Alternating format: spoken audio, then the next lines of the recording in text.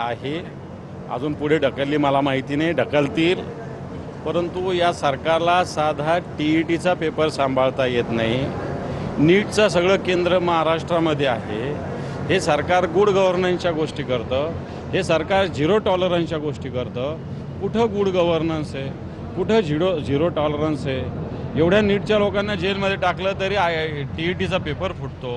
याचाच अर्थ सरकारचा कुठंतरी पेपर फुटीमध्ये सहभाग आहे. जे शिक्षक भावी पिढी घडवणार आहे त्या शिक्षकांची पात्रता परीक्षेचा पेपर फुटतो.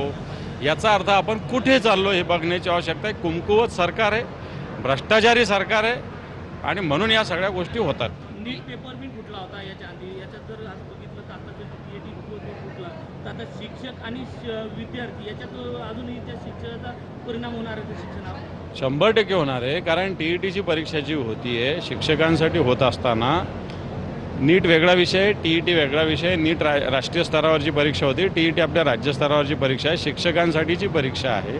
जे शिक्षक नोकरीला सुद्धा आहेत त्यांच्यासाठी ही परीक्षा आहे बऱ्याच जणांसाठी. परंतु अशा परीक्षेचा पेपरसुद्धा सरकार सुरक्षित ठेवू शकत नाही. फार मोठी काही ही तर नाही, अतिशय कमी विद्यार्थी याला. विद्यार्थी म्हणजे शिक्षक आहे कमी.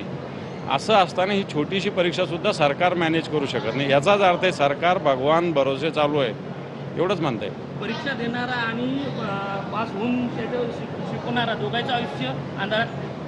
हे बघा, याच्यात परीक्षा देणारा तर परीक्षा झालीच नाही. पण आपणही विद्यार्थी राहिलो आहे, मी स्वतः विद्यार्थी राहिलो आहे, अजूनही विद्यार्थी. पण एखादी परीक्षा असली तर माणूस वर्ष, 6 महिने, 4 महिने, 2 महिने पूर्ण तयारी करत असतो. आणि नेमकं माझी परीक्षेचा वेळ आली, मी अभ्यास केलेला 4 महिने 6 महिने, माझा पेपरच फुटला जर कळाला तर माझ्या जो मी मेहनत केलेली आहे अभ्यासाचा त्याचं माझी मेंटॅलिटी काय होती. आता माझी परीक्षा पुढे ढकलली जाणार आहे म्हणून वेळेवरच परीक्षा देण्याचा जो उत्साह असतो ती परीक्षा पुढे ढकलली तर मला असं वाटतं माझा परीक्षेचा उत्साह कमी होतो आणि माझ्या निकालावर त्याचा परिणाम होतो. हो, हिंदी पेपर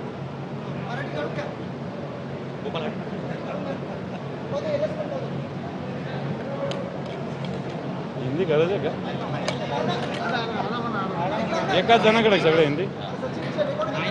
नाही, सर्वच चॅनल हिंदी ना, हिंदी प्लस मराठी. महाराष्ट्र